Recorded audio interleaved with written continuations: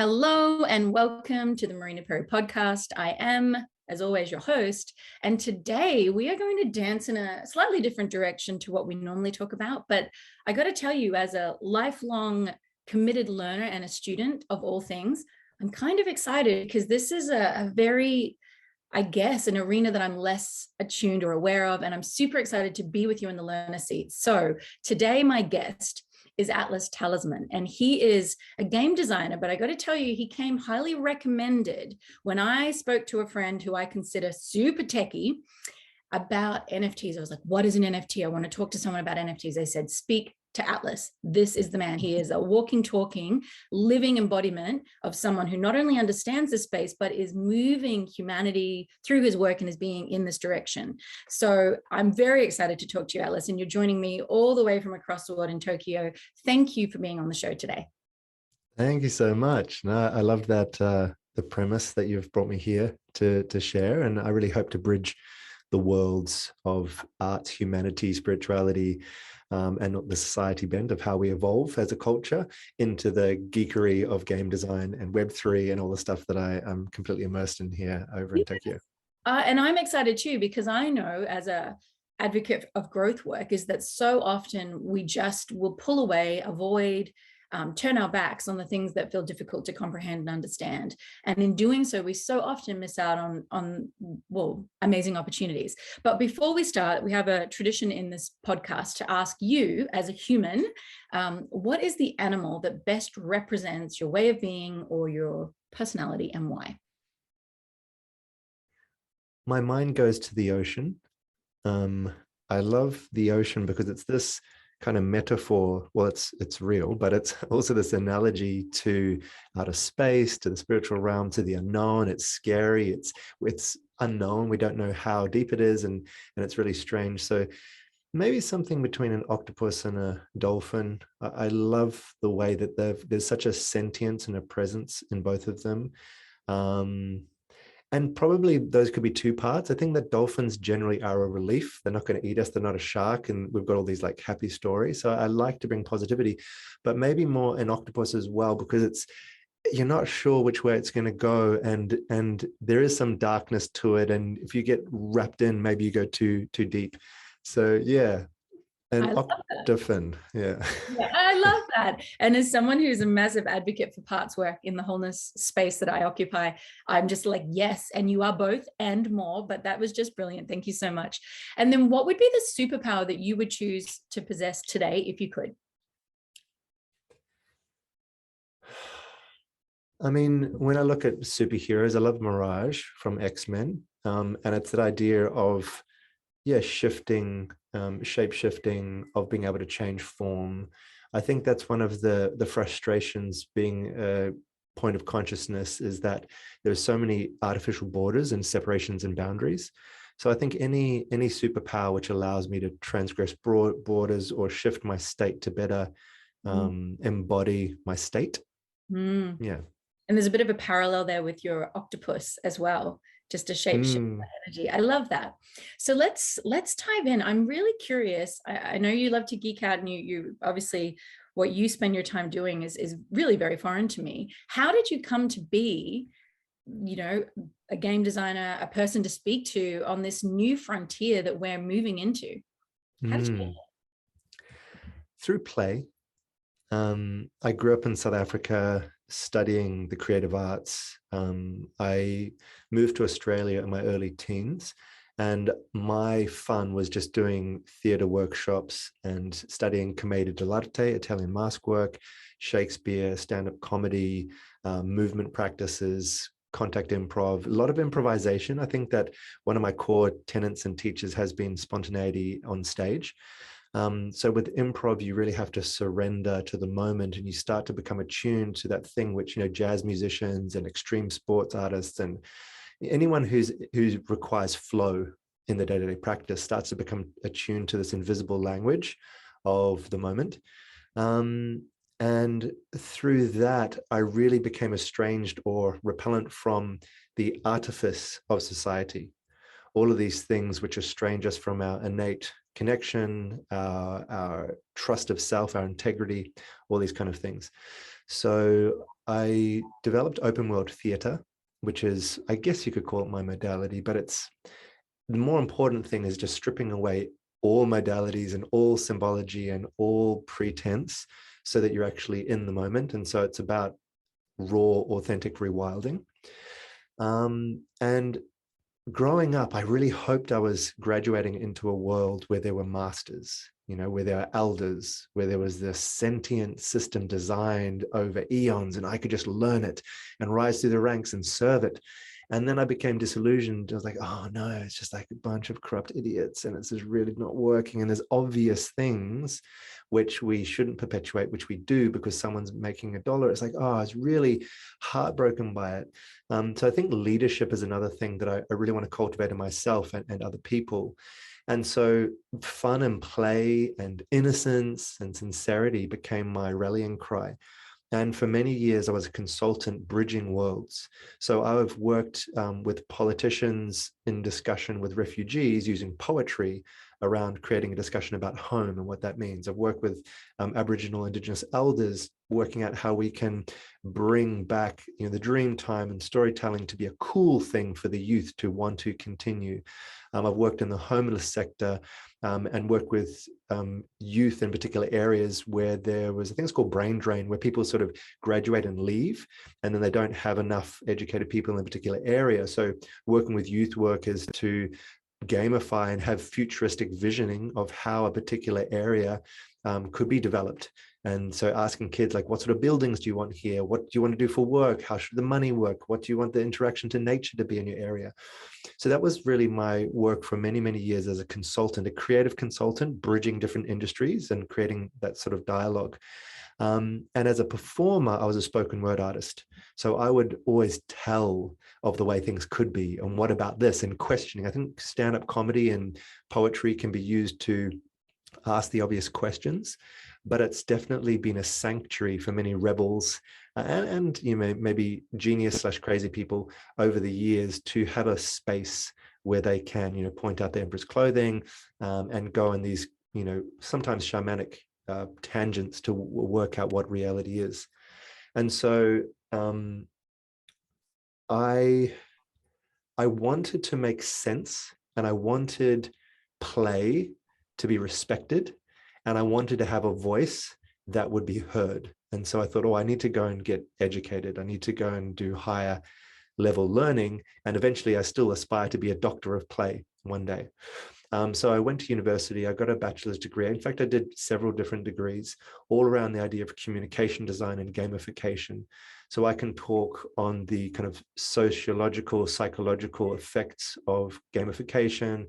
I can work on the 3D animation kind of side. I can work inside game engines.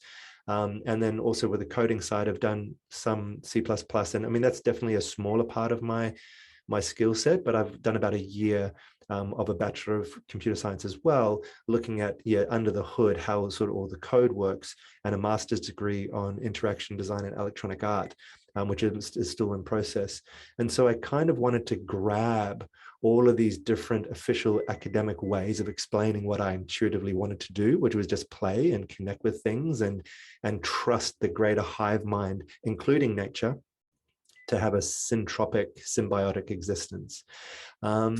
So all that has led me to a lot of different contact points. And I've been luckily drawn in by heart-centered people into jobs, which maybe I usually wouldn't get connected to, because they trust me and they know that that is the basic premise of why I'm doing what I'm doing. All of that has led here to this improbable situation where, I could call myself a game designer, a sacred clown, a playsmith, is full-time employed in a very real adult serious role, creating a meta hub here in Tokyo. And I work alongside, people who have been working in finance for decades, and legal and property development and business and all this kind of stuff. But I get to be a storyteller. So I tell transmedia stories in XR, like cross reality. And that simply means I'm trying to link all of these things, which hopefully is useful here in today's chat, where I make the technology and the art and the culture. I really like the distinction between society and culture, which we can talk more about, but I really want to bring culture to economics, which is, I mean, it's already wrapped up in it, but looking at economics in a holistic sense, which incorporates all these things. So yeah, hopefully that can show you the through line, but it's really, once again, that one word play, which is so functional, and beauty, which is functional. It's not frivolous. In nature, it actually has a role. And I'm a big proponent for that. Yes. Well, Atlas, I did not know a lot of your background, I'll be honest. And so listening to you, I'm actually super excited because you're exactly the person that I want to speak to about things that, I'll be honest, I feel if I'm just, sharing my prejudice and my ignorance, I feel are dehumanizing humanity in many ways. And so hearing that you came from improv and spontaneity, and I have to say your definition of flow state that you mentioned earlier, I'm going to go back and pull that quote out because it's spine tingling. It was beautiful. And so I have a couple of questions, but just even as you were talking, I could even start to feel the correlation that I'd never seen before. You mentioned that when you game and you gamify, and you said you work with, I think it was young children at the time, perhaps, to gamify a vision. And as someone who works in, human consciousness development and the awakening and returning to wholeness and deconditioning, I was like, your use of the way you frame that, I was like, oh, it's the same thing. So gaming is essentially conscious creation with a vision, is kind of how I interpreted it. Like it gets to be that potentially, as opposed to perhaps the story I've been telling myself, which is gaming is avoidance, it's disassociation, it's, not natural. So I just wanted to share with you that I kind of am now even more excited to speak to you, but I want to make sure that the listener journeys with us. So I would love us to clarify some distinctions. And I do want to just mentally earmark your point there about society and culture, because I'd love to dive into that too. First question. And I'd also love to earmark to come back to this idea of what a game is, or what gamification is, because I've pondered that for a while, and there's a very particular approach I have to gamifying anything, which I'm happy to talk to whenever that flows. Yeah, well, maybe we can start there. So what the things that I'm going to make sure that we cover in this chat is the topic of NFTs. I want to really kind of link that. How is it distinct or the same as cryptocurrency? How is that distinct or the same as the metaverse? And what I'm sensing is that, like all things, because there are some truths, right, that are omnipresent and omnipotent in all things, is that everything is a spectrum. So even when we look at gaming, there's going to perhaps be an aspect of that is without consciousness or without heart. And then there will be an aspect that can be different. So let's start with, what does it mean to you to gamify something? And why do you think that is something that is important for humanity? Yeah, it's something that I'm dedicating my entire life to, for the reason that there is an artificial structure in society which forces the unnatural. And we can create metrics of success, and we can put a lot of money into marketing things, and we can have a lot of force, brute force, to make sure that we adhere to these things which are actually against our natural way of being. And so for me, gamifying things is really highlighting what is already there. It's not an imposition of something new. And that's why I feel I can gamify anything, because I just come into the environment and I observe. And I say, there's an invisible interaction happening there. Well, that's interesting. When that thing comes in here, this state changes on that particular thing. It's like, when that thing is added, things get better. So it's some kind of nourishment or food, or it's a positive point. And these things are ignored by the clanging pot of like, no, but, I'm important, or, but make money, but. And so in our society, you could be very well remunerated and applauded for doing something really destructive. Whatever the corporation, whatever the government says is now our new goalpost. But you'll know inside, intrinsically, as opposed to extrinsically, like the external rewards. Intrinsically, you're getting worse. There's violating your integrity, et cetera, et cetera. So for me, gamification is turning the spotlight onto the systems that are already present, and then giving you an interface to acknowledge and register those magical interactions, the life that's being added, the progress, the leveling up that happens. And that's my entire role, is really to create that game layer, which is over the natural layer, and giving you a reference point to what was already there that can challenge the artificial imposition of the societal construct. So is it, and this is coming through my filter and coming back to you, is what I'm hearing you say, that you're looking for patterns and entanglements that already exist, and then you bring it into an interface where potentially there's new choice points for people. Like, I'm just taking it into my language, where they could maybe firstly have awareness that those entanglements and patterns are there, and secondly, they could more obviously or more easily access choice points, like we have in life, but often they're in the subconscious. And Exactly. we're kind of in a loop. Is what you're doing, bringing the unconscious loops that are at play in every day into the realm of the conscious, like making, as you said, the implicit now explicit, so we can actually be of effect in that space. Exactly. Okay, Yes. awesome. I like that. This is like, okay, gaming. So then though, I have the question, I still feel like there's a difference or a distinction between maybe the gaming that you're talking about, because when I hear that, I'm like, oh, that's really powerful. Because I agree, there are a lot of patterns at play that are detrimental or that need our conscious focus to be done or experienced or changed or, transformed in a different way. And then I think about gaming the way that I've had not other people. I've not been a gamer, to be clear. So this is a really interesting experience for me, but I've watched people game, obviously. And I see just a lot of, this is my experience, and again, ignorant and probably very limited, but I see a lot of teenage boys just killing people on a screen. And that's my experience of gaming. And I'm like, I get that. I can see through your description that there is a lot of violence in the world, but I'm also not seeing how it's maybe shifting humanity in the direction I want it to, or I feel it needs to shift. So how is gaming and gamifying different to that gaming, or is it the same? Mm-mm. So I think there's two reasons why that type of gaming is prevalent. One reason is because, this is more the positive spin on it, if I'm designing a game, I want to look where the flow already is. If I'm designing, some kind of hydro-powered city, I'm going to look where the river is its fullest, and I'm going to put my turbine there. Rather than digging the perfect channel to the side and going, I hope some water splashes over here, and you can maybe, divert some of it, but eventually it's going to dry up and it's going to go where it's going. So trying to justify in some ways engagement of those kind of very consumer-driven, addictive kind of games. If I trust myself and I trust what community and culture I will build around my games, I'm like, I will go to where the animals are drinking at the water hole. I will go to where the river runs its rapids, because that's where the power and energy of attention is. And that's something that we're very clearly seen, particularly in the last few decades or so, with the advent of social media and what they call Metcalfe's law, which basically means the power of the network. And when a lot of people are there, and you can think of this also from a spiritual sense, it's like the power of the observer and the power of prayer and meditation is when a lot of people put their attention, they're adding power to it, and that actually creates reality. And so I want to go to where the attention is rather than trying to bring it to where I want it to be, and then channeling that water or that energy or that participation towards something which is evolutionary.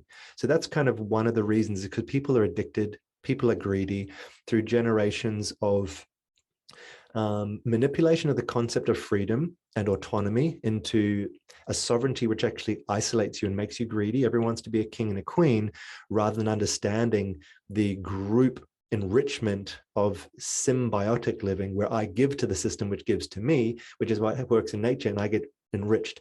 Instead, we've got this map with all these borders, and everyone wants to be an emperor or a king, and we want control because we're scared, because we want to predict.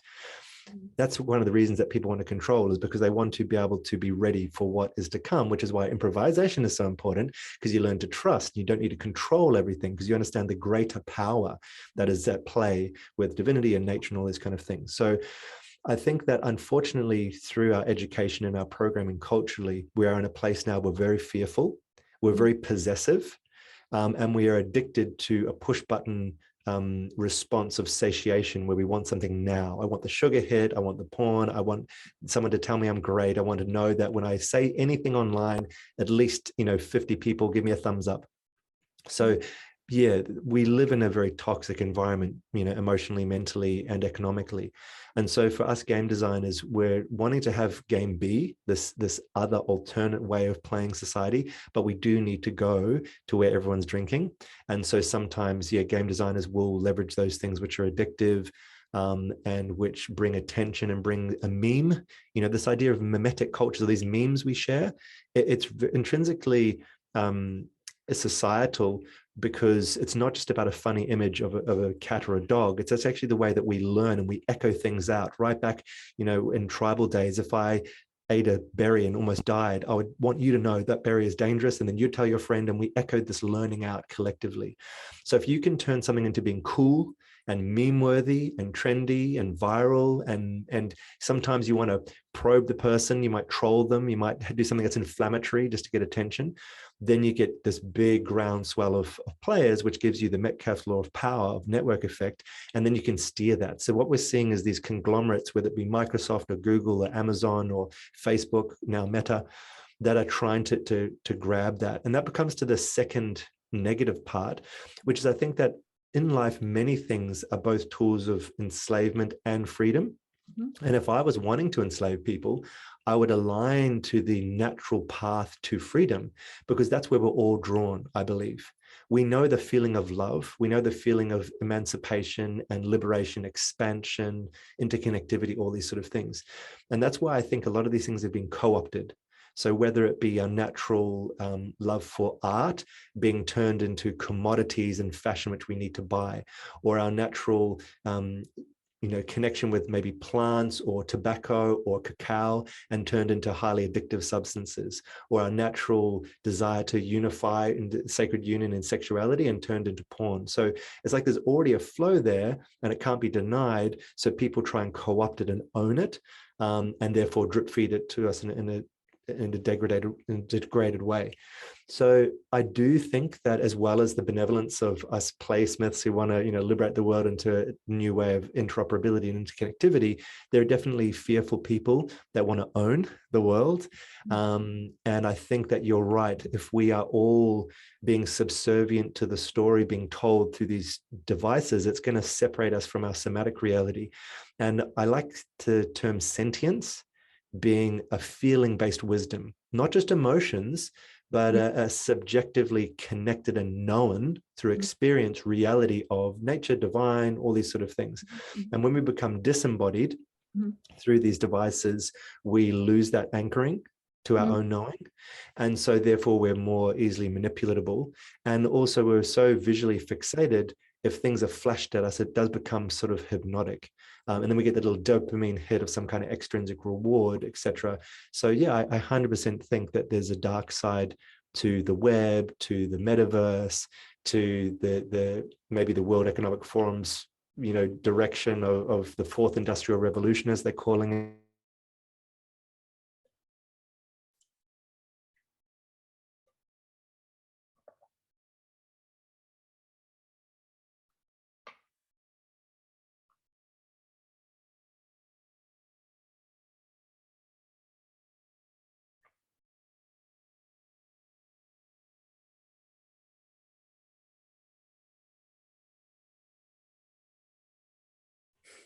Okay, where did we leave off?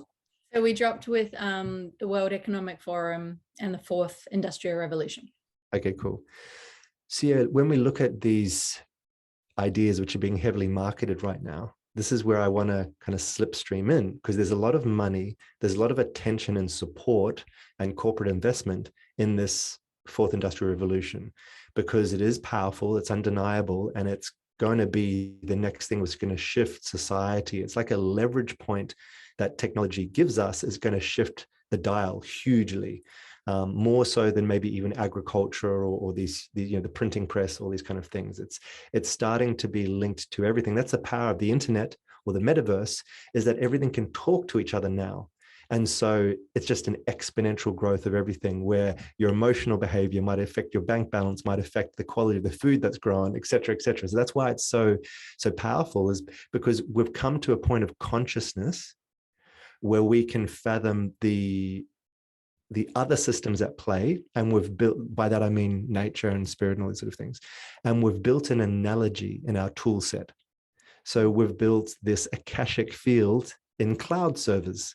which is this other thing, which is not physical, where we can all sort of share images and stories. That already existed in the dream time, but we've been able to, as a Western culture, modern society, we've caught up to the ability to fathom that, which, indigenous cultures knew already, but now we can kind of get it.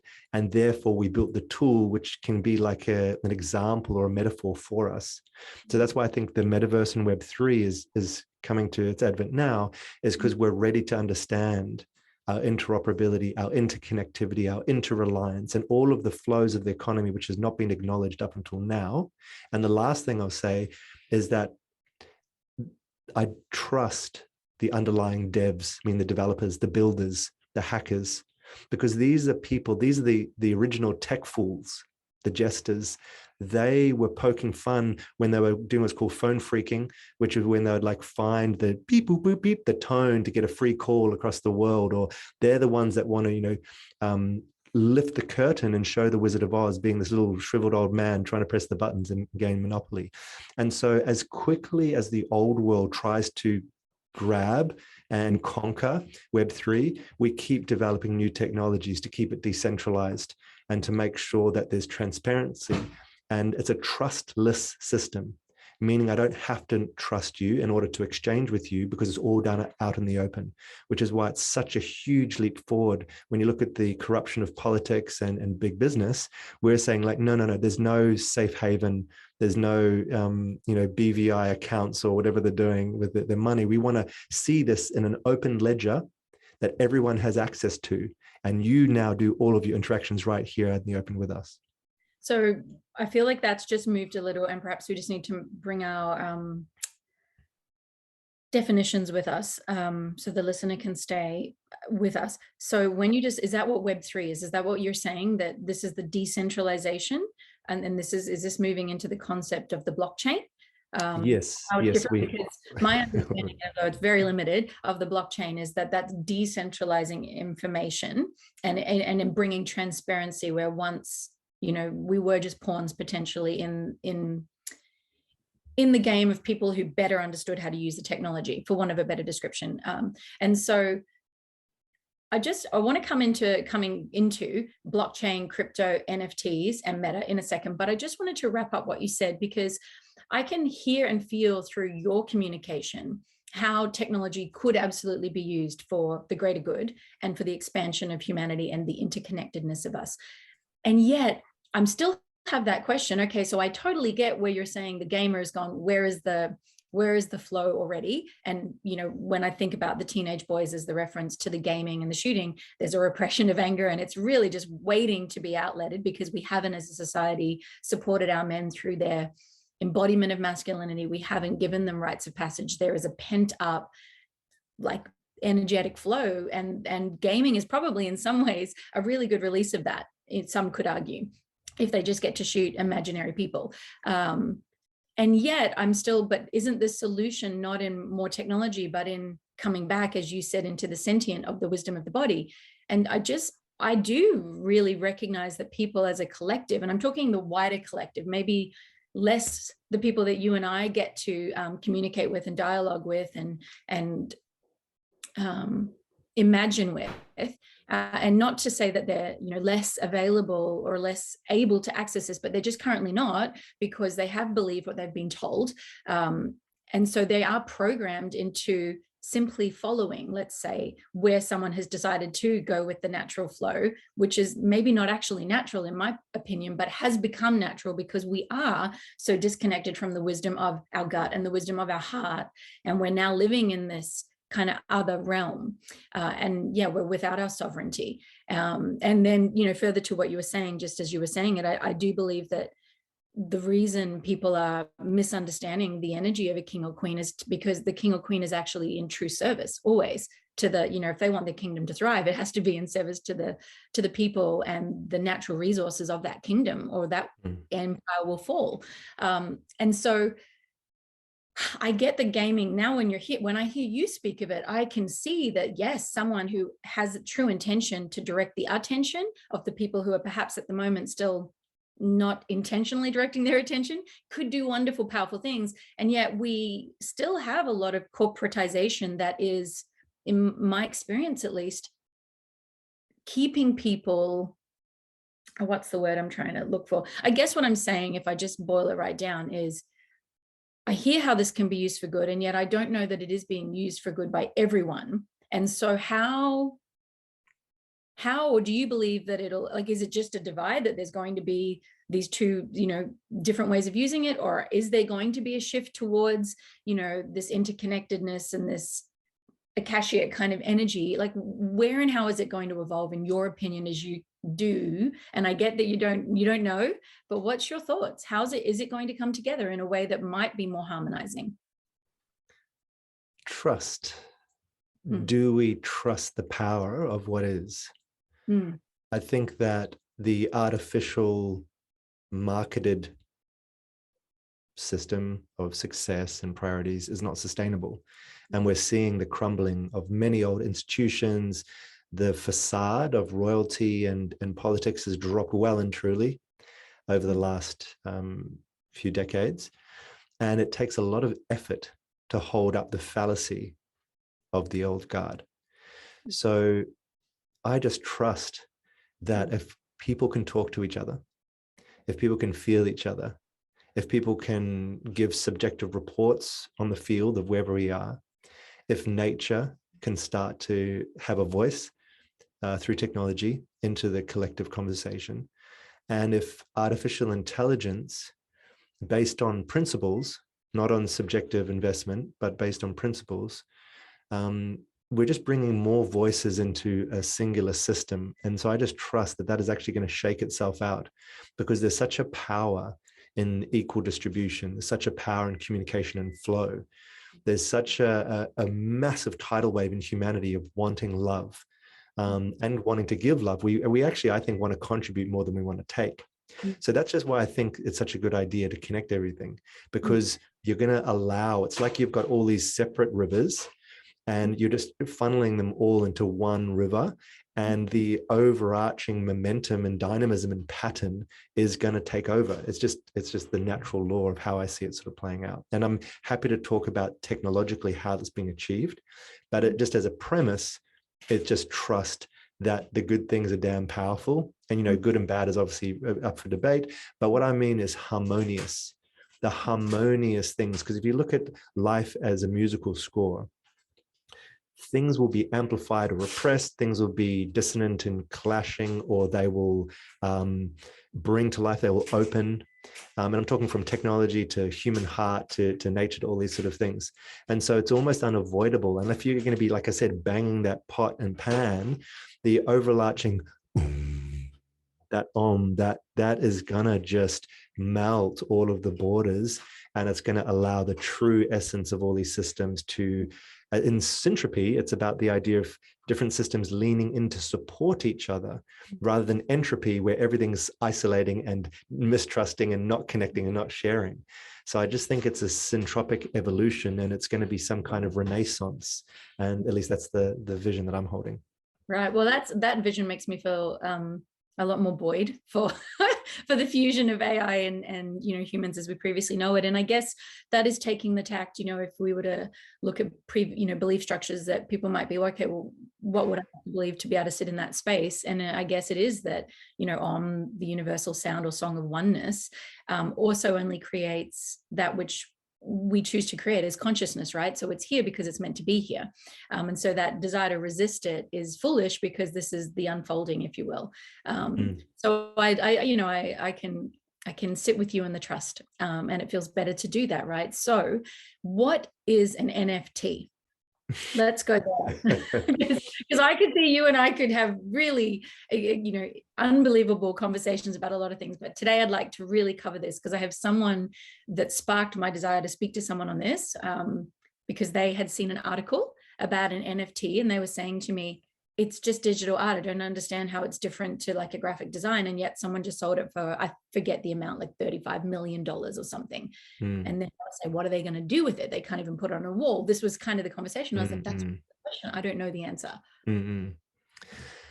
It's very simple when you get down to, on the metal, as we say, like right down on the hardware, the software, looking under the hood of what an NFT is. It's a very, very simple concept.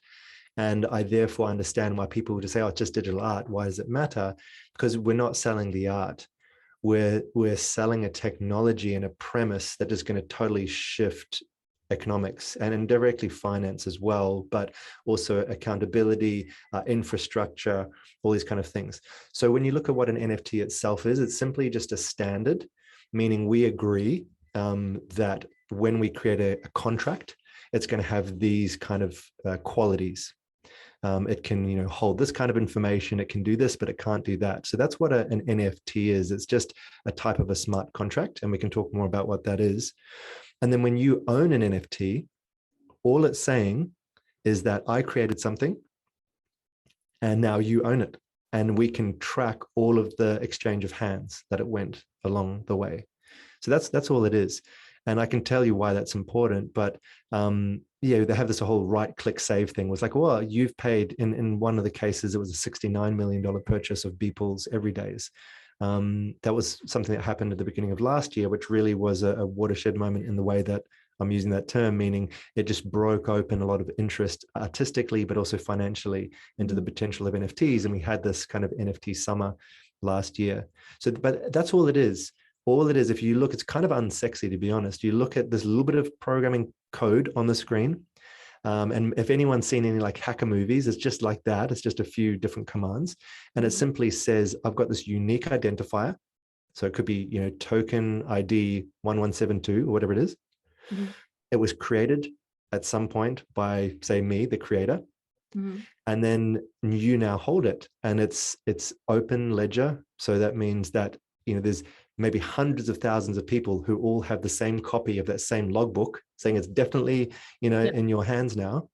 And therefore, whatever utility you want to link to that, you could maybe have a ticket on a spaceship to the moon, or maybe you get your parents' inheritance, or maybe you have the key to the city, or whatever it is, that can be linked to you. And that's why it's going to be changing our medical records and political votes and just so many other things. So it was more the fact that we are now holding artifacts. We've got a lot more self-awareness, and we're actually holding these fossils of a future history where these were the first, the man on the moon, the first step. And we're actually owning these technological artifacts. So that's why people are paying so much for them, because they're seminal artifacts of something which is going to change the world. So my understanding, and again, Google based, is that NFT stands for non-fungible token. And what you've just described is when you own a non-fungible token, it means you own it. Is that correct? But a token is still something that has a fingerprint, a digital fingerprint that can't be duplicated. Like it's a one-off. Is that true or not true? Have I misunderstood? Well, that's the fungible part. So fungible means it's kind of exchangeable for something of equal value. Non-fungible means it's scarce. It's a one of one. It's unique. Yeah. So that's the key difference between a fungible token and a non-fungible token. And when we're talking about fungible tokens, that's when we're talking about cryptocurrency. So if we're holding Ethereum and I've got 1 ETH and you've got 1 ETH, we swap it, we've still got 1 ETH. Same with paper money, Or, for example, if you've got a $10 note and I've got 2 5s, we swap it, we're in the same position because it's interchangeable, it's exchangeable, it's equal. Whereas if you've got a non-fungible token, I've got a baseball card signed by Babe Ruth or whoever it was, and then you've got the Mona Lisa. We can swap if we decide to, and then we trade, but they're not interoperable. One is not the other. And you can have something, just to confuse it even more, you can have semi-fungible tokens, which we can talk about in a light top level as being something with types within it. So for example, say if I was a character in a game and I had some swords, my swords are not the same as your cat, but you could have several cats and I could have several swords. And that's why it's semi-fungible, because you can have like a type of thing and multiples of that type of thing, which are the same, but they're not the same as the sword being a cat. So this is where we're distinguishing between the use of these things and the way they will play out. And I'm just, because I'm learning this as you're speaking to me, so I'm just going to feed it back for the benefit of the listener too. So is a fungible token something that is got a pre-established currency and value and kind of essentially rules around its worth and it's agreed upon collectively, perhaps? And then a non-fungible token is something that has an undefined value because it stands by itself. So therefore there is not the relativity or even the collective rules to indicate what it could or should be worth. But when you own it, is what we're saying. Is that Yeah, so far? there's some parts of that are true. I think there's always subjective value with whether it be fungible or non-fungible. Right now you and I could create, the school of growth token, and you could print 1 trillion of them, whatever it is, but it's only going to have the value of what you can do with it. Right. So are you going to be able to redeem it for some courses or whatever? And then do you have a market? Because it's all about supply and demand.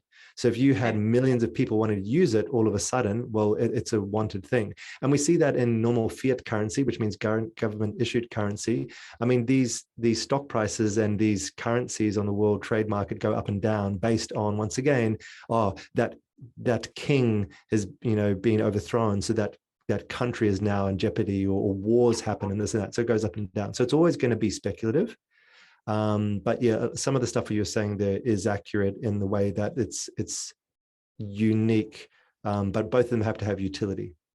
So then that kind of raises the question for me. So I understand that because, again, I have very limited toes in the water in the crypto space. And yet for many years, there's talk about, the app, like how we can apply it, and what we can do with it. And if we could do more with it, or it could be faster, or, then it would take over and be more valuable, essentially. And so then when I hear you say that, I'm like, well, that makes sense. Like you say, there's a similarity between supply and demand and application, which then creates value. So then we go back to the digital art that is just owning it and you can't really do anything with it. How is that worth $69 million in currency? Well, it's not just the art. That's the thing. You own a stamp on the blockchain which validates that you are person X. And then retrospectively, I can give you any utility or any power forever, and it'll always go to you, or it'll go to the person that you sell on to. I mean, purely from an art sensibility, for example, these ones which have been sold for millions of dollars are from celebrity artists. So it's like knowing a Rembrandt, or, name your famous person, Basquiat or whoever it is. There's a demand simply because that person is famous, and therefore it'll be tradable onwards. And so that's just a typical art trade thing, which you can relate to any kind of antique or traditional art. So it's the same. It's speculative in that way. If the supply is small and the demand is high, the value goes up.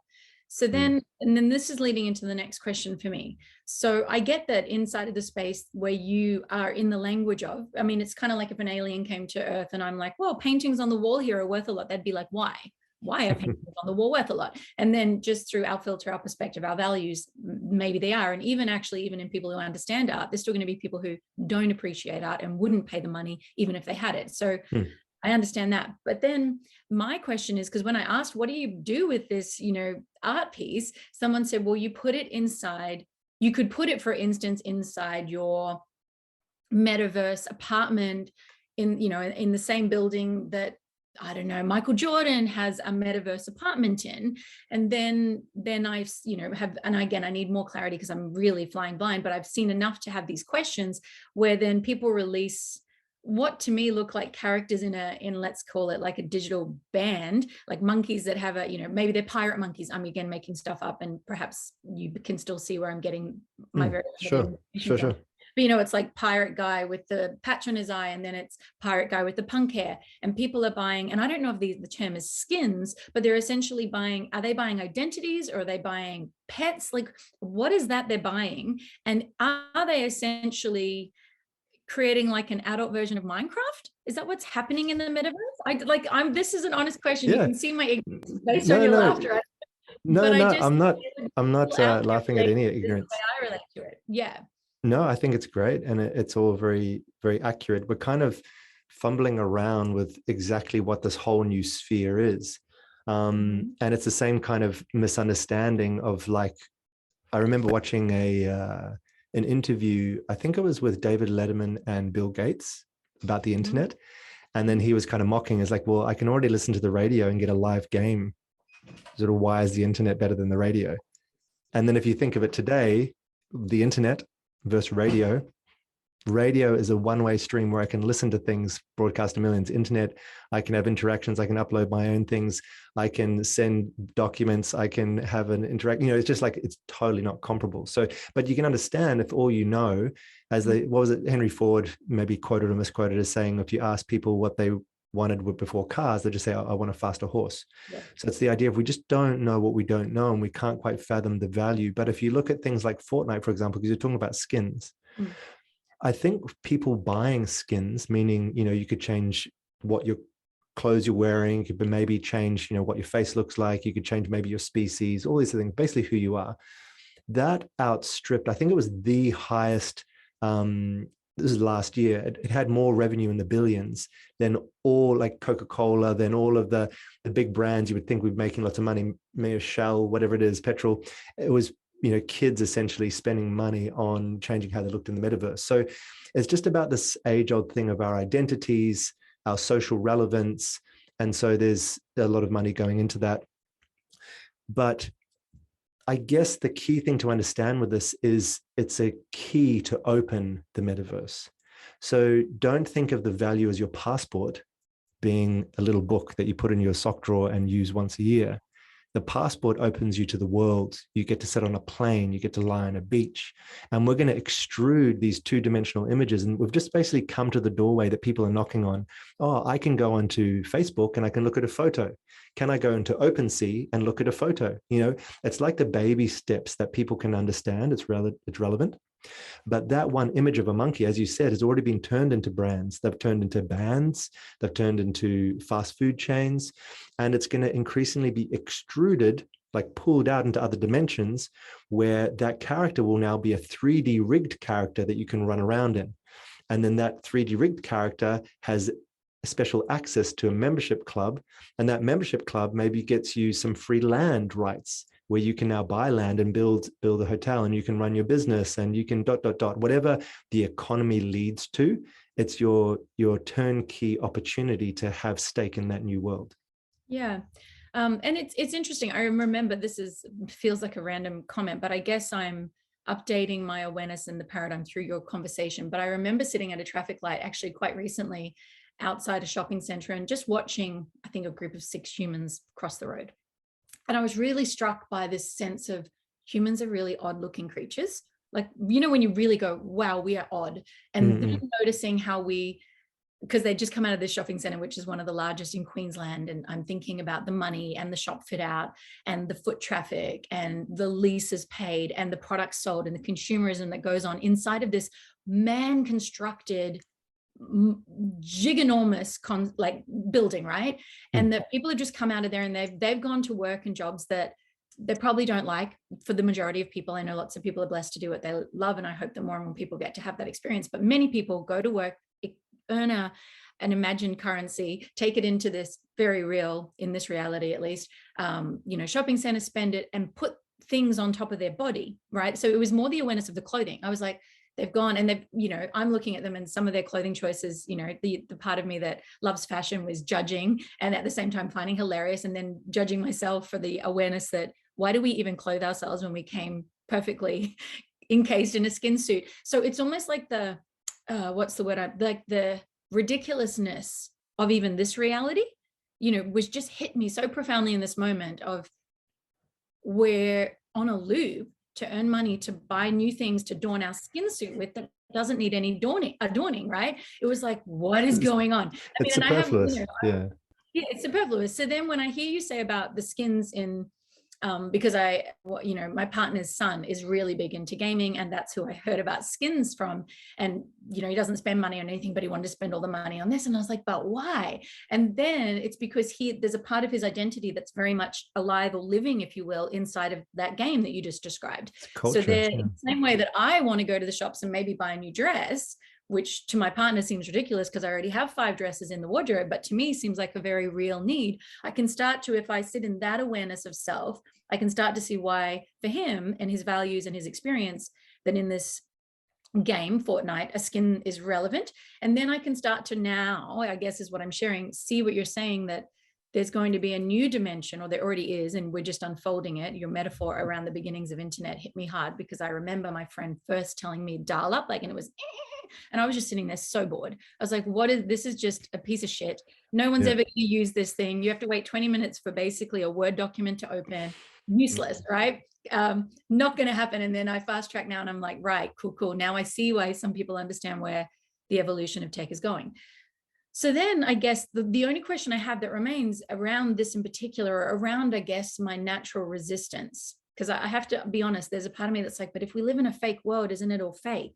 And yet I also get that in this real quote unquote world, there's a lot of fakeness. So I can see that parallel. But then the question that comes to me is, even though there's a lot of quote unquote fakeness and illusion and delusion that runs in this quote unquote real world, for any of those misled, perhaps, realities, the shopping center, Fortnite, or even the metaverse, it still requires my biological skin suit and my mind, and to be in this energetic field to create all of them, whether it's a shopping center, Fortnite, and or a metaverse. And so my question really begins where, if I got so wrapped up in a reality that is fulfilling and that I am earning currency and I'm, loving that life because maybe things can happen faster there, or I can feel more magical there. And really, I do believe that the only reason we'd want to be there is for a feeling, which brings me right back to the same question, is without my body being healthy and taken care of, which does require me to be in it,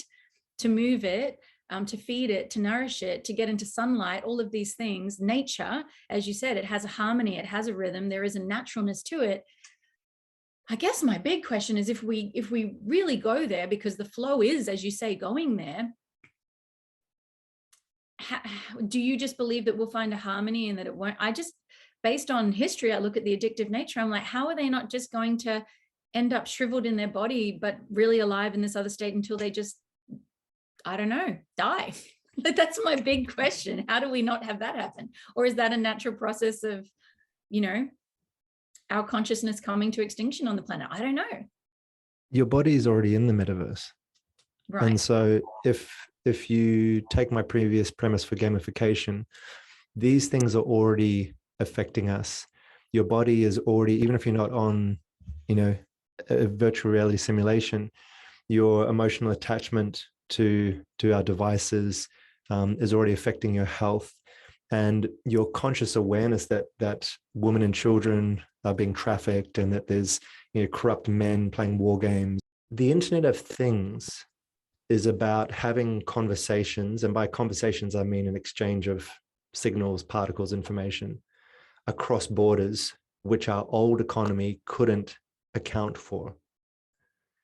So therefore, the monetary system and our attention and marketing and value system has been aligned to things which can be commodified and sold to us. So what happens if your wellness, how healthy your body is, can be a currency? Because I guess this all comes back to one premise, and that's to be okay with the fact that all of this is superfluous and frivolous. And it's the idea of more versus less. I think if we face it, human beings don't need to do anything. We just are here, waiting our time and being a part of nature. And so anything over and on top of that is our self-assigned priority list of being successful. So if you're okay with that premise and you want to plan society, then it becomes an interesting thing. Well, what are we going to do with the economy? How are we going to give ourselves a sense of purpose? Otherwise, it's beautiful. Like, one can go and live off grid and meditate in a cave. And that is like a fully valid existence, and I'm sure very enriching. But for those of us that want to be social creatures, we just got to go, well, this is all made up anyway. Let's just make up a better game. And so what Web3 and the Internet of Things is doing is starting to have the interface dissolve from these flat screens and become three-dimensional. Maybe you could say 4 or 5-dimensional. And it's going to pick up signals like our body temperatures, like our vital signs, like the air toxicity. Your car is going to talk to your work building, is going to talk to your bank accounts. So everything is going to start to connect. So my hope is that we don't just become these atrophied, visual addicts, but that the pleasure received from haptic feedback meaning like the vibrations, then you touch something, you can feel it, the sound, the olfactory sense of smell, all these sort of things, they're going to be added. But it's not just about virtual reality. That's only one channel in. What about augmented reality? So virtual reality is where your consciousness, you could say, enters a simulation. But augmented reality is where all of the data comes to your physical reality and starts to be projected and posed over your physical surroundings. And there's just going to be so many ways that game designers can therefore give that value, in the form of whatever utility your NFT gives you access to. And so at the end of the day, maybe it will just be one NFT. Maybe it'll just be you as this digital twin, which doesn't necessarily live in this illusory virtual simulation, but is simply plugged into a new economy where you have citizenship, and that's provable that you're unique. And in an infinite world, the finite is valuable, and in a finite world, the infinite is valuable. So if you could have the magic pudding, the never-ending well of water and youth in a finite physical reality, you'd be very rich because people want water, they want food, and you can just keep giving infinitely from this finite universe. So inversely, in an infinite world, well, we can copy and paste ad nauseum of JPEGs or information. You don't lose and just keeps getting made. It becomes worthless. So NFTs bring scarcity or a finite aspect to the infinite world. And that's why they're so valuable, particularly when that world is starting to feed into all of the pre-existing parts of your subjective economy. I fully agree. And I've thought about this many times myself, how to not be just a proponent and someone that champions more people being on devices for more of the time. I think it's very important. So instead, I want to dissolve the device. Yes. And I want to bring this forum into the embodied space, and also make sure that the injustice of all of the participation and contribution we do in our day-to-day life can be registered and validated, because so many people give so much, but it doesn't make money. It's not important. So let's make it give you revenue, and let's make it important and relevant and have impact on an interconnected system where everything talks to each other.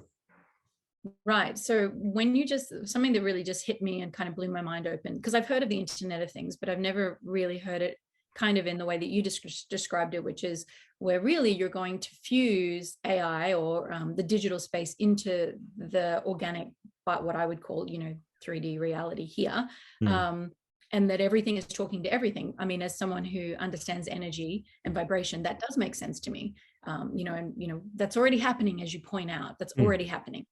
But so to do it with the dissolution, I can understand that. And I also, just as you said there, to give value to the things that previously in our very consumer-driven, corporatized reality are not acknowledged. Is that to say then that a mother who maybe is staying home and raising her children and is putting time, energy, and love in, that there could be an accumulation of value there inside of a new way of relating to the interconnectedness of all things? Exactly. Go, oh, okay. Well, that sounds really great. And I think a lot of moms would be like, wow. And so then I just feel like the final question, and honestly, you've given me so much to think about, and I'm sure the listeners too, so thank you, Atlas, is this: if this is the unstoppable evolution of our path, and there are people similarly to me who maybe have been sitting in judgment and or fear or just incomprehension, for want of a better word, like how is that going to happen? What would you suggest to us is the place to start? Like, if I don't game, and it's not something I want to start doing to better understand how gaming works. So what would it best serve me to perhaps be on the right side of this integration, to be in a way that is going to be ultimately harmonizing and ultimately for the benefit of humanity? Because that's what I'm here for. I'm here for our best and our highest. So if this is where we're going, I don't want to be in resistance to the flow, but I want to work with it in a way that's expansive and ultimately nourishing. So what would you suggest to me that I do? Is there education I need to do? Is it simply reframes? Is it looking at my belief structures around certain things? Like, where do you suggest I start, or the first 3 steps? There's a one-word answer, I think, to what the best step is, and it's simply participate. And by getting involved, you will start to link into the most important part of all this, which is the culture and the community around Web3. And I wouldn't wait until Google or Apple give you a single button which says buy or play or whatever they choose to market it as. I would say be involved now. Get a Twitter account. I think that's the key forum that all these discussions are happening on.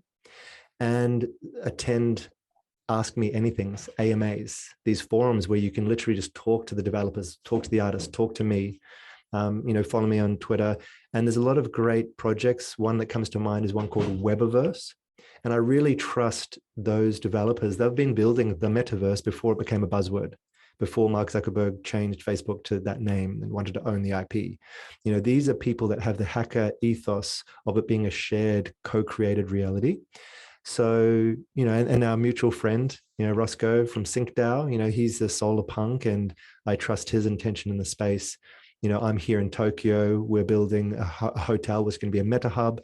And so, come and visit and see the way I'm building a bridge between the meta and the physical.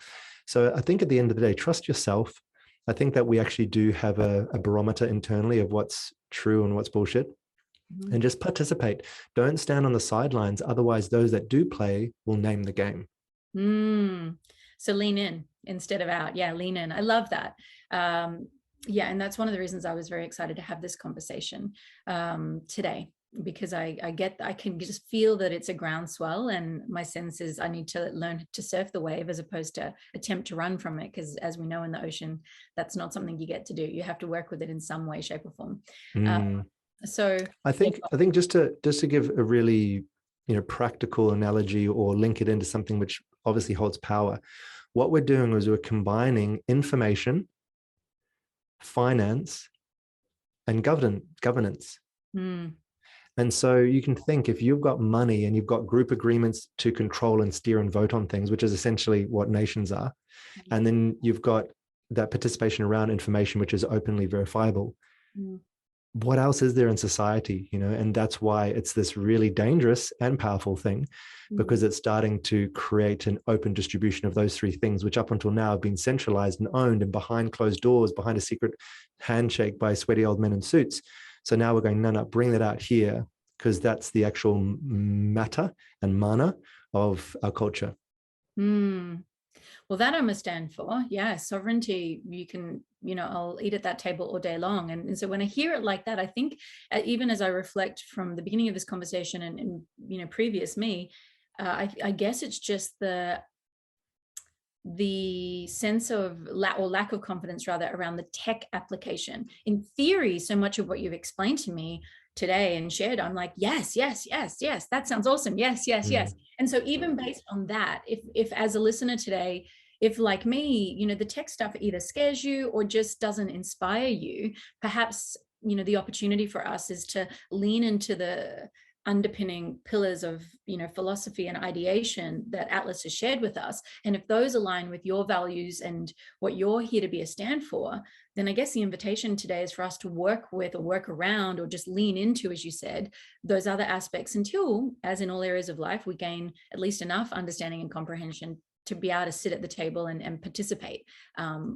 So yeah, that's inspired me, and I thank you deeply you were the right person for me to speak to, that's for sure, because it is a conversation really that's so much bigger than just coding and computer screens. And it seems like you're dancing with it in the way that, as you mentioned at the beginning about leadership, and what I can say is I'm really grateful today that you are someone with the awareness of the tech to be leading the way, because your philosophy and the principles that seem to be guiding you, I'm like, yes, I don't quite understand it, but tag you're it, keep going, Atlas.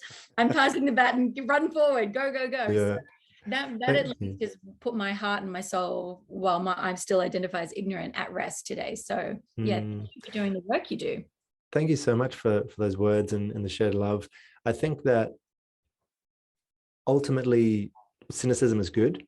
And don't think of yourself as naive. You are the watermark as to where we are at for people who are not in the space. And so it's very new, it's very early. And as such, there's going to be a lot of mistakes. I wouldn't encourage anyone to invest everything in anything that's happening right now, because a lot of things will fall away as they have been doing. They'll collapse. They'll be the wrong thing. We might put a spike in the middle of the steering wheel and people will be impaled on it when they crash and go, oh, no, actually, let's put an airbag there instead. There's a lot of things which are still being experimented with. But if you're in the space now, you will know, oh, that spike was a bad idea because we've lived through it now. I definitely know we should have an airbag there, or you can just rock up when the airbag's already installed. You'll probably have to pay more for the car and you won't know why, but so we're kind of the frontiersmen right now, deciding and naming what it will be.